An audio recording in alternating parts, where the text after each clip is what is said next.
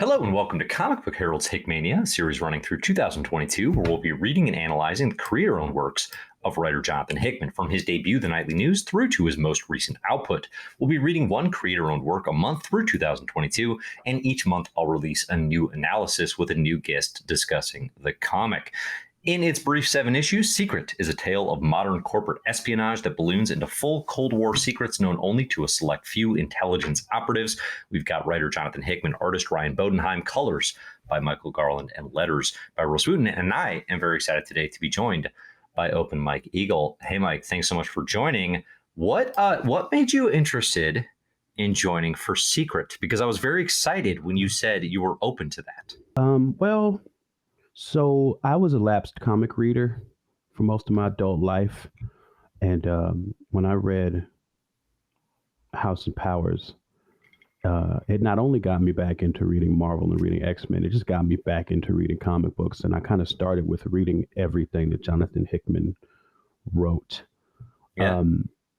And sometimes I think I'm not even a comic fan. I'm just a Jonathan Hickman fan because I tend to very much enjoy what he writes, and Secret is just among his image output, and there's only one image thing that he wrote that I don't like, and that's not to say that I like everything equally, but there's only one I don't like, and everything else I pretty much love, and Secret is one of the ones I love. What is the image Hickman book that you don't like? I just actually got around to finishing Transhuman, and you guys are right. Okay, All are right. Y'all are right. That's the one.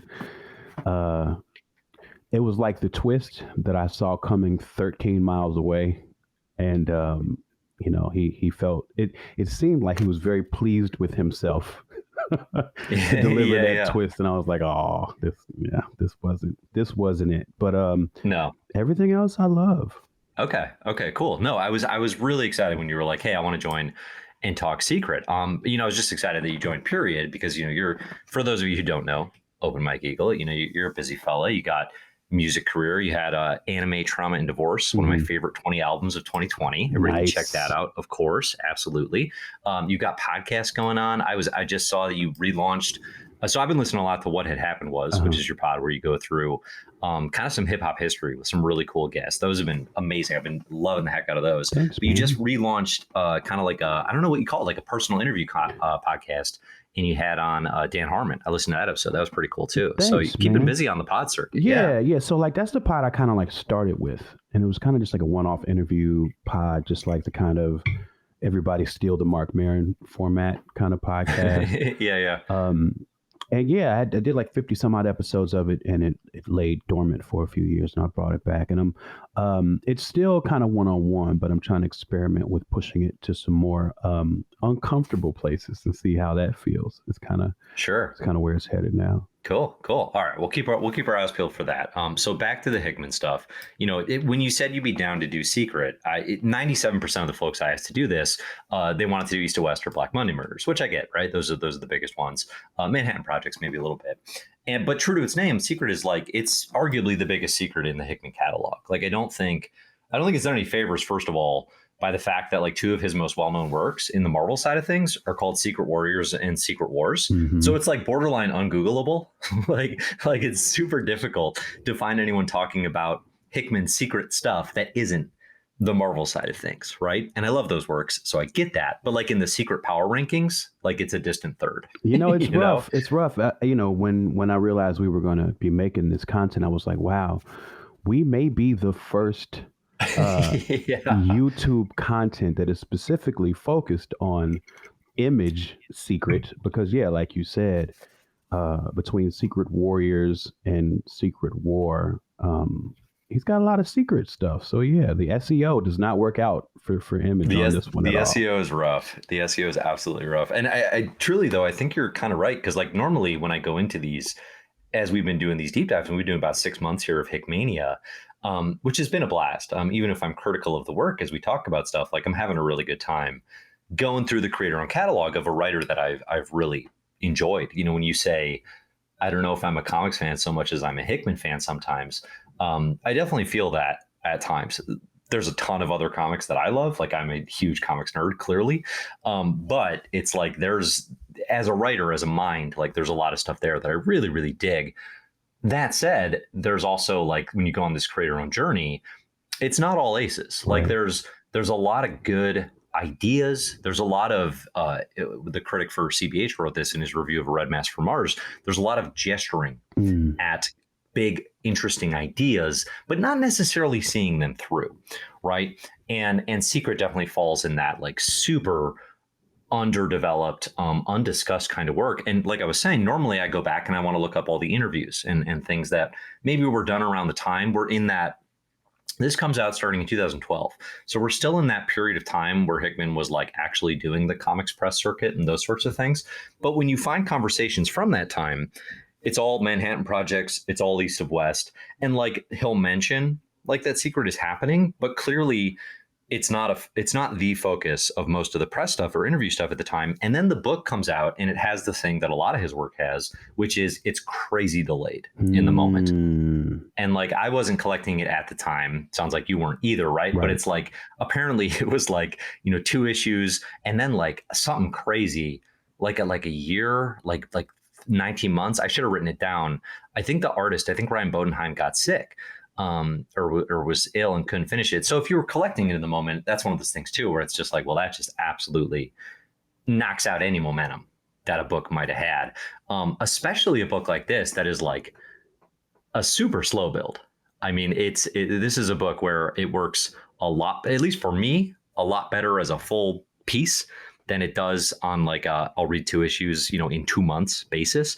That doesn't work at all. So, all right. So let's dig into. But it's so interesting that you say that too. This is my first, like Decorum. It's been my first experience reading a Hickman indie book as it's coming out, because everything else that I've read from him is already out and collected, and so I get to experience them all in the trade form, where beginning and end, it's all there. And I couldn't imagine reading Secret monthly. I couldn't imagine it. It seems so tight of a read that I couldn't imagine. I mean, a monthly release, and then on top of that, having some delays. It does seem like that would have knocked the momentum out of this pretty easily. Yeah, well, and that's the thing I always say is like reading segments, 28-page segments of a story once a month, right, over the course of like 6 or 12 months is a really bad way to consume pretty much any story. Right. And that is the standard typical comics release platform. Some creators play with that a lot better than others, but that was the thing, or one of the big things that made House of X and Powers and 10 such a revelation in comics. Was not only was it rejuvenating X-Men and bringing all these readers back in, right? All these lapsed readers and folks, even like myself, who hadn't gone away, but definitely had fallen away from X-Men. Not only that, but it was coming out weekly. Right. So it was like, you just didn't if that thing had come out monthly over a year, people would still talk fondly about it, but it would not have had just that surge of attention. Impact, right. Exactly. And I get on a production basis why that's hard to do. Like artists can't churn out an issue a week. It's not plausible, right? Just physically, like their hands will fall off, and we don't want that. But yeah, no, it definitely can kill a book. And I guess with Secret, I'm assuming the vast majority of readership, especially here in the club, is going to be like, okay, we got all 7 issues at once. How does this work as, basically a 1-hour binge? Because I don't think it's going to take you a heck of a lot more than that. This is espionage. Okay. This is spy stuff. This is modern corporate spy stuff, or at least it starts that way. It is not necessarily what I think of when I'm thinking of spy books, of the Bondian nature of, I read The Spy Who Came In From the Cold, John le Carré recently, that sort of like institutionalized government, spy stuff, CIA and the MI6 and all that stuff. It avoids all of that. I don't think it works incredibly well as like a spy book per se, which is kind of, one of the big criticisms for me is, and I'm curious what you think about this, is like, I don't actually think there's much of a secret in this book for us as an audience. That's a good call. Like the thing that I like when I'm into spy books is a mystery at the heart of it, right? There's a lot of genre overlap between detective and noir and mystery and the spy stuff that is super famous, just in terms of like what is actually at the heart of this, who's in control, where are we going. All of that dramatic irony seems to be right out on the table. And like we kind of learn what the secrets are as the characters do, you know? It doesn't have, you mentioned Transhuman having a twist that is predictable. Secret Warriors is a Marvel run that has some really fun spy twists, I think. And whether they're predictable or not is besides the point. They're twists and they're fun. This book doesn't have that. I don't know. What do you think of that? Like, is it missing an element? Now, I wouldn't quite say it's missing, but I think that you are picking up on something really interesting, is that the very first twist, I think, happens in the first issue, right? Like we start with this cold open where this CEO is being kidnapped and tortured. And then very quickly, we kind of realize that the like that person's attorney is consorting with the same group of individuals for protection. That is, or is that the second issue? I can't remember because I read it all so quickly. But it was quickly revealed that the group that this organization is going through for protection is the same one that has kidnapped and tormented the CEO to get access to his files. Yeah, and that is very much something that could have been dragged out. But I actually like the fact that it was kind of done up front. It was one of those things that kind of let you know that there's layers to this, and the layers are going to come at you quickly. Now, I do think there's a revelation later on in terms of what Stedman and Steadfast, the people who run the spy agency, what they are protecting isn't revealed until later on. So that kind of acts as a secret. But I guess what you're also picking up on is that secret itself has less of a value to the story because we're so involved with the people and the interpersonal connections at that point that, the information of what is being hidden, even though we didn't know it and now we do, it doesn't impact the story that much. Yeah, I think that's well said. I mean, definitely for me, I feel like the thing that I like about Secret is you have these two brothers who are very different in some ways, but they were raised in this sort of spy type organization. Their father's this ruthless, brutal man who cuts off one of the son's fingers to make the point that the stealing is not the problem. The problem is that you got caught, right? And it's like that those types of scenes then build a relationship between these two brothers. Mm-hmm. And those characters are interesting. Like once they get together and you get to this and the secret, and like we're going to talk about this in depth, right? So if you haven't read this, spoilers are coming. Go read it. It'll take you an hour. Come back, listen to the rest.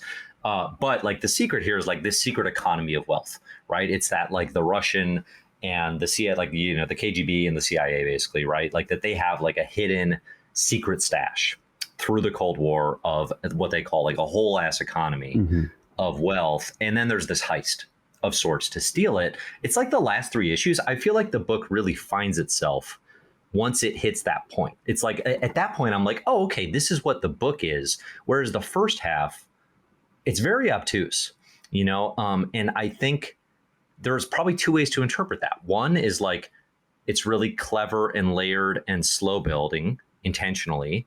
But for me, definitely as a reader, I was just kind of like the first time I read it, I read the first two issues and I was like, I'm out. Wow. Like I'm good. Yeah. I checked out. Cause I was just like, I don't know. I don't know anything about this. And it just did not get its hooks into me. But then when I came back for this, right, because I know I'm going to discuss it and I don't know we're talking about it, then I read it again and I read it twice. And I was like, this works a lot better for me on a reread where I kind of know how all the puzzle pieces fit. I don't know. Did you have anything like that? Or you were in from jump? You know what? I was in from jump. And when I think about the reason why, this is a very simple reason, but it's a thing that I tend to like about Jonathan Hickman's writing, and specifically in this book, is that I like how these characters talk to each other. I like that they use very few words. They're very expedient and they're very intimidating. There's always this sense that one of them might kill the other one quickly and get away with it. And the way that they communicate raises the stakes for me a lot. And so, so we talk about the finger, right? That their brutal father cut, young Grant's finger off. But I think, the symbol for that for me, because to me it goes with the tooth that's taken out in that cold open. It's like Yeah. what's impressed upon me as a reader is that what's going on in this world with these people, these issues that they're at conflict over, that they're working to protect or working to take from other people, that these things are very serious. And I get that seriousness and how these characters talk to each other, and it feels very real to me. Not real in the sense that I have any experience with people who do espionage, but it's just like there's some filter that's taken out with how these characters communicate with each other. And when I think about Jonathan Hickman writing this stuff, it's like, oh, I bet he wishes he could talk to people like this, and just tell them exactly what needed to be done with the threat of death hanging over them. And because even how it was Grant and Thomas in the scene where they meet the women that they'd go on to marry. There's a conversation that Grant and Thomas have before the women arrive, and I can't remember their names. I wish that's a problem with me in the story, is I don't remember everyone's name. But where Grant and Thomas are talking about it, and you think they're talking about a hit that they're about to pull off, Right. just the seriousness of the language and the immediacy that they're speaking and the terms that they're speaking in. But it turns out they're just strategizing on how to talk to people. Yeah. But so stuff like that, I really appreciate. That's just very entertaining to me. The sort of way that they communicate. Yeah. Yeah, I can see that for sure. It's definitely Hickman, I think, at this point in his career has definitely and honestly, it's pretty fully formed even when he starts. Like he writes a very similar style of dialogue a lot of the way through. But it's a very fully formed kind of, everyone speaks in quotables. I think you're right in summarizing it as it's always more intimidating than it needs to be. It's always more menacing than the circumstances might dictate. That is 100% here. And like, there's some good quotes, it's kind of east to west light type stuff, right? Because the stakes aren't, the council deciding the fate of the apocalypse. Right. The stakes are rich people getting richer, right? It's very spycraft, but also like it's weirdly one of his most grounded things he's ever written, frankly. Agree. Yeah, like since the Nightly News. Like the Nightly News is violence and journalism and politicians, right? And it's all very real world type stuff. But after that, he goes heavy sci-fi, he goes superhero stuff, right? It's all very fictionalized in genre, and it's a lot of very fun stuff that we enjoy reading. But here it's all like, yeah, this feels like it could conceivably be how some of this stuff might work, with security consultants manipulating their clients and stealing their secrets and making more money off of it that way. There are probably people, there are people who exist who do these types of things. Not necessarily have, the secret economy that they ultimately discover, but like this world feels believable. And the characters speak in those Hickmanisms that just amplify everything. That is very, very fun. I mean, there's a quote right at the front in the first issue. We climb the wall to see the world we rule with secrets, lies, and half-truths. We climb down to do murder. It's a very, very good opening epigraph. He's great at those. He's absolutely great at those. I appreciate that. This book also, it feels very Warren Ellis inspired, especially this era of Ellis, before he was appropriately shunned for the awful behavior that has been revealed. If you don't know what I'm talking about, go check out, I think it's somanyofus.com, sort of details that. But the style and the influence that he had as a creator throughout his career, and also in this era of Image Comics, especially, which is kind of a golden age of just like a ton of amazing stuff coming out in the early 2010s. It's a lot of like short, impactful dialogue, just kind of hammers of dialogue, right? Boom, boom, boom. And letting the artist breathe. Yeah. Okay. Letting the artist breathe. And that's what Bodenheim does here a ton. Mike, two-part question. How do you like the art in Secret? And the coloring is particularly noteworthy because of the monochrome use, and it just kind of oscillates all over the place. How did that work for you as a story? I really enjoyed the art, and I've found the coloring choices particularly impactful. I love that sense of minimalism.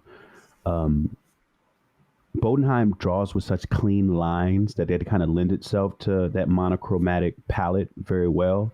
But then Yeah. how you would turn a page and everything is red tinted and then everything would be blue tinted, or things would be monochrome except for a red dress. Like all that stuff has really helped to kind of heighten the sense of stakes in the story for me. So um, I just really enjoyed it. I didn't have a lot of analysis about it, but I thought it was real good. I thought Yeah. the art Sure. and the coloring was really, really good. I thought it was really well done. Yeah, Bodenheim is definitely, I think, fantastic. He's primarily known for his collaborations with Hickman, and R.I.P. to Ryan Yeah, Bodenheim, because he passed, I think, just earlier this year, I which is think such a so. Yeah. bummer. Um, but on a Red Mask for Mars, which is the other one we've read in the club, which is have you read that Yeah. one? Okay, yeah, that one's, there's a lot to chew on that one, and it's the same kind of thing where it's incredibly clean lines. I love the designs. Characters are very discernible. Right. I think a lot of in not easy ways. Like if you've got three white security consultants with the same length hair, Right. like that's a hard thing to distinguish, and he kind of does it. And he doesn't. The easy way to do it would be like you make one guy really big and one guy really skinny, and he Yeah. doesn't do that. They all kind of have relatively the same build, right? Uh-huh. But they're all discernible. And you're right. That is And not an it's easy thing to pull off. expression. Yeah, exactly. It's character coming through. Like Jacob, kind of the hitman who we're not supposed to like in this. Like, I guess he's got a scar or something, but it's like you know him, like Right. you can tell. The coloring by Michael Garland. So yeah, it's like almost every page is like a monochromatic sort of like everything is blue, everything is tan or whatever. The only thing that bothers me about it is it feels like there's should be more intentionality, I like see. it's coded, and maybe it is, but I don't get it. Yeah, So it's like, probably not, right? Like it was yeah, probably done with more feeling than intention. mhm, But it's funny that you say that because I think what that does with my mind is make me look for an intention that isn't there, yeah, but it looks real yeah. cool. Is the other side of the coin. You're right. Like I think a lot of times I'm looking for answers when the answer is no, it's cool. Like just relax. Like that's fine. That's enough. It made me think of there's a Rorschach, Mhm. the book that Tom King and Jorge Fornes did for DC. This modern sort of reinvention of like a Rorschach mythos, right? So they didn't literalize like a before Watchmen style, like, hey, we're literally doing Alan Moore and Dave Gibbons Rorschach. We're going to kind of do our own thing. But Fornes, the artist there, does amazing work with color where it actually conveys time. It's more of a thing to show flashback. And this event happened in a certain time. So I was looking for that Right. here in Secret, and definitely I couldn't make it add up. But there are certain things like, I mean, obviously, like it's Schindler's List is probably the example that comes to everyone's mind, but just anytime there's like a red popping on an all white or gray background, like it can be kind of stunning Right. and striking. And that's used pretty effectively here as well. So I don't know. I found it a little irritating at first, but I think that was me bringing my own desire for it to be more than it is. To the book, one thing to think about too is that, and I'm not very good at keeping up with the timeline of when things came out, but if we're thinking earlier image work, earlier creator-owned work from Hickman, he's trying to do everything himself. Yeah. And you get to this, and it feels like he's trusting his collaborators so much. And I think that there's something about that appeals to me too. Is that he's fully embracing his role as the writer and allowing the penciler to fully embrace their role and allowing the colorist to fully embrace their role. Yeah. And it seems like I would hope that he was very pleased with how that kind of symphony came out, even though it doesn't seem like he necessarily dictated each and everything.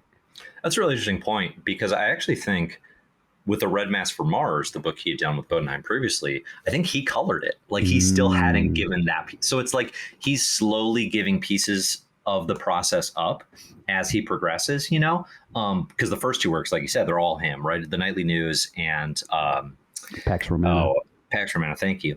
That's all him. And then he slowly starts to give things up, right? So by the time we hit Secret, and that's the other piece of it, we talked about this with the Manhattan projects a little bit, dude is busy. Like dude is writing a lot of comics. He's taking over Avengers and New Avengers, right? And that whole build up to Secret Wars is kicking off. He's got the Manhattan Projects. He's got Secret. He's got East of West. There's just a lot going on. And like you're saying, you have to trust your collaborators at that point. And I don't know. I guess the one thing that's maybe the most interesting to me of all of that is sort of the assumed agreement here between him and Bodenheim that like both of them are like, hey, my art looks best in monochrome. You know, like they seem to have both come to that conclusion on both of these projects. And I think the next one they do, The Dying and the Dead, is going to do kind of a similar thing. And that's very curious to me because I don't know. It must just be an aesthetic thing. They must just both like that together. Because there's no reason Bodenheim's art couldn't be colored differently, right? The way we'd expect, at least that I can think of, you know. But I love this choice, and I have read Dying in the Dead, but I need to revisit it to look at it through the lens of color. Because you know what's funny is that one thing I've noticed about myself when I read comics, I have to really, in a lot of respects, be intentional about taking the time to take in the art, because I am so busy just devouring all the words and jumping from panel to panel. So I have to reread Dying in the Dead and see how that art hits me. Yeah, same. No, I'm curious to check that one out too. It's coming up. I definitely, first and foremost, am that kind of reader. Like I'm definitely a words first reader. Like the dialogue and the lettering will take me through a book. I have to make a conscious effort, especially if I'm like it helps in some ways to have, you know, analysis that I'm planning on, because then I will purposefully take the time to be like, hey, there's you know, the most significant piece of the puzzle here that I will otherwise bypass. I think that's I do wonder for readers like ourselves who love Hickman stuff. It makes me wonder if he's like, because like he kind of views himself as an artist first, you know, but ironically, like I do find him one of the types of writers in comics where he feels like somebody who reads for the writing, like his stuff feeds that, you know, more, right? Like there's more meat on the bones. There's more sort of poetry in some ways with some of the, like I said, the quotables and just, I don't know, maybe it's just the concepts and the ideas. Like as a writer, he tends to have a lot of sustenance in the language. Absolutely. And I think that carries me through, you know, why I'm such a fan. I agree. I have this thing in my head, and it's and I don't know how you are about language on these things. Do you have language concerns? We're far enough in that we can hit a bleep if we need to, but you're fine. This is okay. So this is how I think of his writing, and this is maybe a patriarchal phrase, but it's more of an aesthetic than anything else. In my head, he writes with his dick out. I have like it occurred to me like reading. I think it was reading one of those X-Men issues, the one with Mystique and Nimrod, where Nimrod comes to life, and he's saying all this flowery stuff to Dr. Gregor, and like in mid-sentence, he looks and he's like, "That's a mutant." Like, and it's just like, oh, that is the most like that. The emotional switch over just had this fucking punk rock energy, and I was like, that's what I like about him, you know, is that like there's almost rudeness to how he manipulates emotionality sometimes that really appeals to me. Yeah, I dig that. I mean, I think that's another piece. I really feel like with Secret, I wonder if this book could have and wanted to go longer than it did, you know, because it's 7 issues. The Image trade of the time is usually 6 issues. That's a trade. This goes 7, and it kind of rushes to a conclusion. You have to think the delays and maybe Bodenheim's health are a part of that. And also just maybe like, I don't know, if you sit an idea too long, it can just become distasteful, you know, like you've got a thing and you're hyped about it, but then you're sitting on it so long that it's like, whatever, let's just finish it. But I really do wonder if this thing had been even a 15, 20 issue run, I feel like it would have a much more ardent fan base. I believe because yeah, like it was really building. By the time we get to the end, I'm way more invested than I am, like I said, through the series first half. I actually think it was gaining a lot of momentum. And to your point about the emotionality of it, that piece of it doesn't connect early. Hardly at all. But by the time we get to the end, we have a relationship between two brothers. Right. We understand a little bit about themselves and their family and their father. We have these other supporting players with a little bit going on. I think the whatever romance or lack thereof between Grant and his soon-to-be ex-wife, that never totally clicked for me. Like, I don't know, like that. I feel like there was a lot there that either could have been developed or just thrown out entirely. But yeah, like I do think if this thing had gone longer, and that's something we've been saying about so many of these reads right now, where it's like, and I as I say it as a criticism, the more I say it, I realize like really what I'm doing is I'm just saying, I wish there were more Hickman comics to read. So like actually it's a form of flattery. 100%. You know? And I think in this case, because some of the books in his catalog, I get to the end and I'm like, oh my gosh, I definitely needed 2 or 3 more issues of this to feel like it was complete. Now this one, I didn't necessarily feel like it needed more, but in the context of this conversation, when I think about the very end of it, I'm like, oh, this ending doesn't all the way make sense. Like they have Stedman, and instead of killing him, which is what all kind of logic would dictate, they choose to repeat the motif of, you know, cutting off a body part to reinforce how. But I feel like at this point, Stedman already knows how serious it is. And unless you're going to keep chopping a body part off every time he makes a mistake, like I don't know what the end game of that is versus just killing him. So in that sense, I'm like, oh, I do wonder if that maybe wasn't the original ending, or if that was something that kind of came up as they were creating, because the logic of that particular choice didn't necessarily hold up for me, even though I did feel like the story itself was largely complete. Right. No, it does. I think it kind of creatively saves it. You know, it like you said, it feels like a complete story. And, you know, just in terms of that cool factor, right? It's just like, hey, we're going to recycle probably the most memorable moment of the first half of the comic. We're going to bring it back, and it's going to land with this character. I think to your point, though, this is a dude in his 60s of tremendous wealth and power. Like, it doesn't have the same impact on him probably as it does on an 8-year-old or whatever.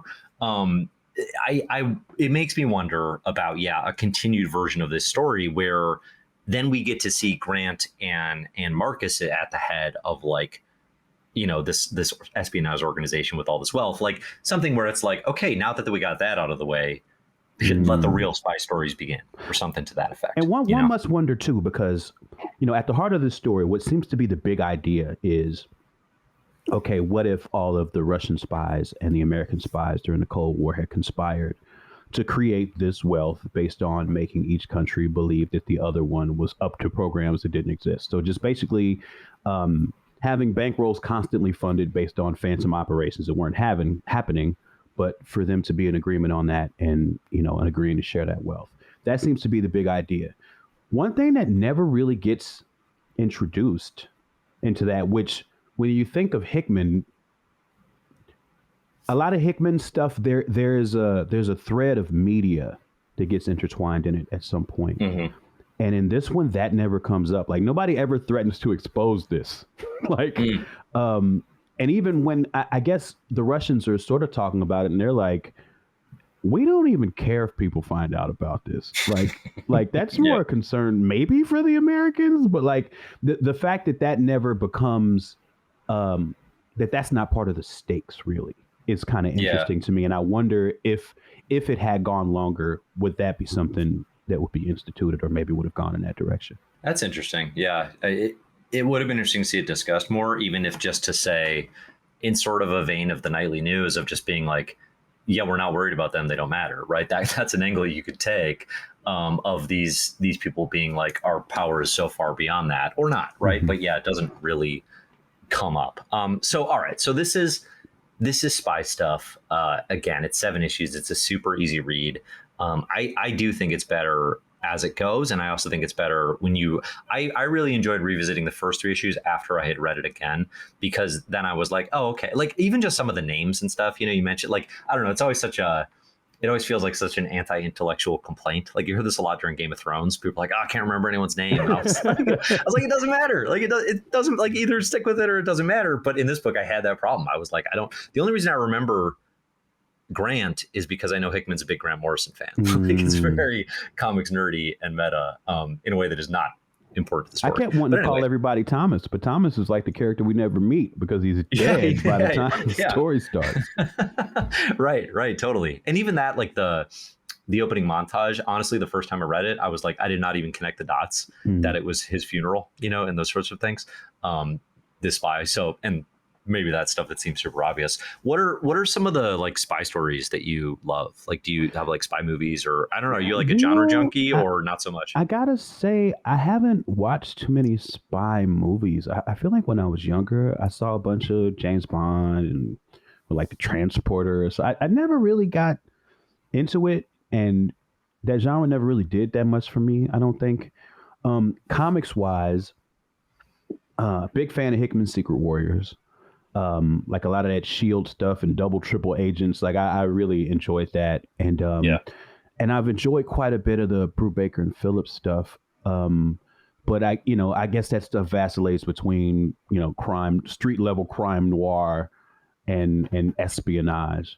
Mm-hmm. But I think that's what this book reminded me of the most, was kind of like some of the Brubaker Phillips stuff that I've enjoyed. Yeah, they have some great. I mean, obviously, Criminal is amazing, but like Sleeper and Velvet are more spy focused, and there's so much overlap, I think. But like I was saying, I've been doing like a lot of old crime noir cinema type binge stuff, just for some projects I'm working on, and there's a ton of overlap between just like, it's a mystery. There's a lot of moving parts, like I said, like there's 20 different names of so-and-so's down at the docks doing, and it's like, it's very spy focused in a lot of ways, or the ways these stories come about. They just aren't, they're PIs instead of CIA or whatever, right? The organizations are different. And I do love a noir movie. I do love a Raymond Chandler, some secret history of LA corruption movie. Yeah. I'm very much into those. My favorite one's probably Roger Rabbit. That's the sleeper noir movie that nobody talks about. History of LA public transportation is on display in that one. Yeah, that's a good one. Yeah. That's a good. And Brubaker and Phillips have been doing some decent California. I don't know the areas that well, but in the Reckless series, have you been reading these? I haven't, but I got to get on that. They're the new graphic novels, and like it's like total pulp noir, just like it's incredibly readable and fun.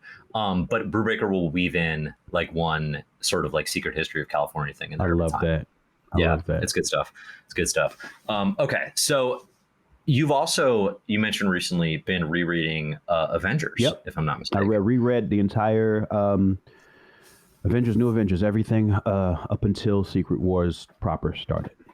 What inspired that? And kind of, first off, was it it was a reread, right? You had read it before. Reread. Okay. How'd that go? How'd the reread go? So it started actually when I walked out of the theater for Multiverse of Madness. I just really got in my head how much I loved how many of those issues started out with that same Illuminati scene.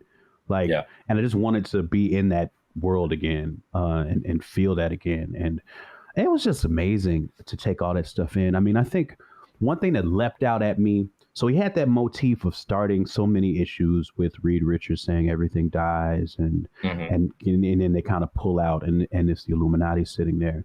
But the first time they did it, and it was like Namor and the Cabal, like I could have jumped out of my seat, and that's the thing, because Hickman, he gets, one of the things people label him with is that he does a lot of repetition, and he does. Yeah. But I think it gives him room to do these power moves like that, and that's one thing I really appreciate him, is that I appreciate the fact that he tends to reward a reader for staying along, reward a reader for paying attention and understanding how a motif works and building expectations around what he's doing, because at some point he's going to come along and smack you in the face with the other hand. And it's always like, yes, I love that slap. Please, can I have another? Exactly. Well, the perfect example of that, and this is spoilers for Avengers and Secret Wars, if you haven't read it, mute this or jump ahead, is, everything dies, is said how many times throughout that whole run. And then, of course, the way Secret Wars ends, right? The inversion to that. with Doctor Doom, and it's just my favorite ending of a comic book event ever. I mean, I love it so much. But yeah, all right. So how was there anything on the reread that you were like surprised to see, or stuff that kind of got you thinking about like where, I don't know, like X-Men stuff could go, or where the MCU is going, or anything like honestly, when it comes to X-Men, and I'll even say this in terms of Secret, like seeing how he's so adept at the kind of storytelling where, you present all of the elements and then you start closing the loops. Like, I will never not be upset that we didn't get to watch him close more loops in X-Men. Like, Right. Even if other writers get to do it, I'll always be a little disappointed that we were there for so much setup with him and didn't get to see exactly how he would have threaded it. Because to me, like that's like it. Like I'm saying with the Avengers, New Avengers run, like that's part of the enjoyment of it, was that you sit with it for the whole time. Even some of the issues that aren't the most exciting is that they ultimately set you up for when he ratchets everything up to close. And I'm just I still don't know what to do with the feelings of wanting to consume his ideas for where he was taking things, because I felt very much like I was the fish that took that bait, and it's just really hard for me with all of this stuff not to just want to know what it would have been like. Yeah. No, I agree. I mean, it's in the early moments of finding out that we wouldn't be getting that, I was definitely trying to create reasons why that was okay. That is so honest. I appreciate that, man. That's yeah.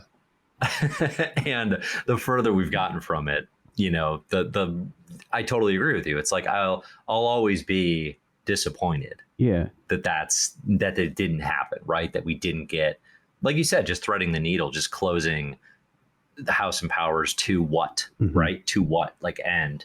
And it's, I don't know, I guess it's still, it's far enough away that it's like, I don't know, maybe he comes back, maybe he writes a little thing, but it's never going to feel quite the same as like, well, he was the coach and he was with the team the whole run and now we get a championship, like it's just never going to have that kind of vibe to it, which is a bummer. And there's still stuff I'm excited about, but it's not, it's just not the same. It's not. And reading Avengers, New Avengers, and seeing the kind of choices that he makes when he's given the room to make them and execute them, like it was just a very rewarding read.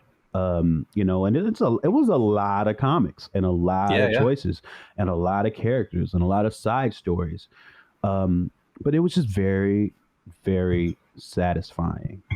And, it's that satisfaction that I feel like, I go as far as sometimes to feel like I deserve it with the X-Men, but that's unrealistic and immature sort of thinking. No, I mean, you're definitely not alone in that. I mean, I think one of the coolest things about the Avengers run, definitely for me, is just so rare in superhero comics and big two stuff to get a satisfying journey from beginning, middle, and end. Right. Particularly the end of things, right? Things don't end, right? That's the whole thing, and it's part of what I enjoy in some ways, but it's also like, as story, we're just kind of perpetually missing that piece of the puzzle. The shoe never drops. Yeah, the shoe never totally drops. And then this actually came up today. I was talking about this with somebody who writes for CBH, but it's like the Marvel universe actually ended. Like, they actually told the story of like, this is the actual conclusion of Marvel Comics in Secret Wars. And of course it's not, but that's as close as you can get. Like, that's as close as you can do it, and then still turn around the next week and publish whatever comics you need to publish to meet your bottom line, you know? And the fact that somebody got to do that, in this case Hickman, is just a tremendous rarity. Like, there are not moments like that in comics history, or not many, I should say. And there definitely are not many good ones. Ironically, like X-Men Onslaught, the 1996 X-Men event, that's kind of one of those moments where it's like everything ends for certain kinds of Marvel heroes. Right. Like they all go to their Heroes Reborn pocket universe, et cetera, et cetera. But Onslaught isn't special. It's at best really good nostalgia for those of us who were there for it in the 90s. It's funny because that's, in my revisiting comics, I've read every, modern X-Men event except that one because I can't find anybody to say anything good about it. Yeah. So, it's so dense. It's just so much. Is that like, it's the most exhausting, I think, of any of them. If you do it, I definitely recommend doing like a fast track binge. Like that's what we did in our reading club, was like, here's like 7 to 10 issues that will give you what you need. That I prefer that way to do it for sure, because otherwise it's 100 comics, and then that's the thing, is like, if you're going to read all that, you feel like you deserve that satisfying conclusion, and I promise you will not get it in Onslaught. Yeah, I haven't gone back to that one, but yeah, along the lines of what you're saying about Hickman being able to write the end of everything, I felt like he earned so much real emotion out of me, especially like the last few issues of Time Runs Out, as he's literally writing the deaths of heroes kind of one by one or two by two in these epic fights. And I mean, you felt it like the ultimate raising of the stakes, and I don't know, it was very, very rewarding. Yeah, totally agree. So as far as X-Men these days, obviously we're in the post Hickman era. Are you keeping up with like the Gillen stuff? Are you keeping up like with the kind of the universe? Or are you kind of taking a break? I'm dumb, so I'm buying everything every week still. Okay. I still don't think to this day that there is a Krakoan era monthly X-Men book that I have not read yet. I don't think that there's. I think maybe I didn't read the last issue of X-Corp. I think that's the only one. Other than that, I've still been along for it. And there's stuff that I like a lot, like X-Men read a lot. What's the Gillen Immortal X-Men? Immortal, yeah, is very enjoyable. I think the X Lives and X Deaths, that was rough. Yeah, that was tough. Because it, and not to say that it in itself was just bad, because it wasn't like that. But I think in terms of letting us know that we're in a different world now, in terms of the aesthetic and what we should expect from the comics, it definitely was that. It definitely was a signpost that things are different now. And, so kind of, if you're in it for what was coming before, you're kind of moving at your own peril. Yeah. This is a bad analogy because I'm not even that big a Van Halen fan, but I feel like it's kind of like when you go from the David Lee Roth to the Sammy Hagar, and it's like, this is a different thing now. This is not what you enjoyed originally. And that's definitely true. Although, I'm just such a sucker for this stuff that it's like, I'm still into the Gillen books. I like Ewing. New Mutants has been really good for a while now. I also like the X-Men book, the Jerry Duggan book. I really like that one too. Like that last issue, that reveal, like that was cool. I was really into. Cool. I'm like, okay. Like I'm because that feels like it's going to be closing some loops, and that's and when we've been reading month to month since 2019, it feels so satisfying when we see long-term things start to come to fruition like that, So. Yeah. So I'm still in it largely. I think I'm a little more cautious now. Like I think I'm a little more what's the word? I'm a little more aware that what I'm getting is what I'm getting and not what it used to be. And so I think it stings a little less in some ways. But I'm still been along for the ride. I'm still buying my comics mostly Tuesday at midnight on the digital app. Oh, nice. Yeah, there you go. How are you digging Sabretooth? You enjoying that one? I am. I find the gaps in it to be kind of weird. It feels like it's been coming out on kind of a wonky schedule. I don't know if that's true or not, but that's where everything's on a real messed up schedule right now. Yeah. And I think that's tough too. And I heard you say that on one of the live streams that we kind of have to consider these stories differently. But Sabretooth is one of the ones where I feel the gaps. Like every time I get a new issue with Sabretooth, I'm like, wait a minute, what the hell's happening again? I kind of forgot. Right. It's gonna benefit in 5 months when everything's on Marvel Unlimited or whatever, and you can just read all 5 issues at once. I think more people are gonna recognize some good stuff there.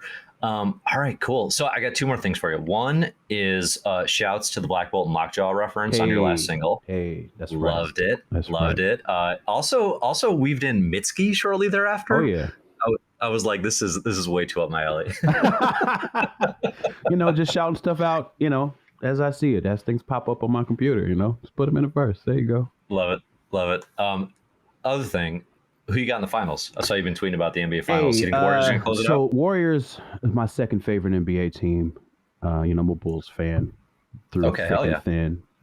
Speaking of not getting what you thought you were gonna get, hey, we got one. We got one on the Bucks, and honestly, like that was kind of best. It was, and I think if we can keep it together and people don't get hurt in COVID over this next season, we got something to look forward to, which is good. But yeah, I like the Celtics too. Like actually, I was wanting the Heat to win so I could have somebody to root clearly against while I was rooting for the Warriors. Yeah. Celtics are dangerous. They look great. Their athleticism is out of control, and those guys are going to be around for a while. But I do like my Warriors, man. I'm a big Steph fan. I think that's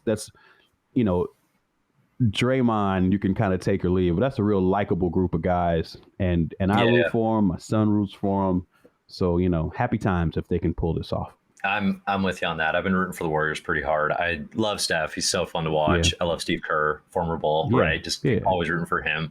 Draymond's it's funny. Like everyone's always like, oh, and Draymond. Like I imagine unless you live in the Bay Area, you have to have kind of a caveat. But that's kind of how Joakim Noah was if you're a Bulls fan, where it's like, you got to have that guy who irritates the hell out of everyone, but makes things go. Where like if he was a Bull, like I'd probably love him. So Dennis Rodman, Marcus Smart, you got it. Patrick Beverley, you have to have an irritant, Yeah. No, it works out. So I'm enjoying the fall of the Celtics. Hopefully, if that's what I was definitely rooting for the Heat because I was rooting for Jimmy Butler, former Bull. And I like this Celtics team. It's like I like everyone there, but I dislike all of Boston's success so much that I don't want to see them get another title. Right? Yeah, the whole title town thing. Yeah, I get it. I can. It's like they've had plenty. They've had plenty. You're right. They're spoiled. They're spoiled. I think so.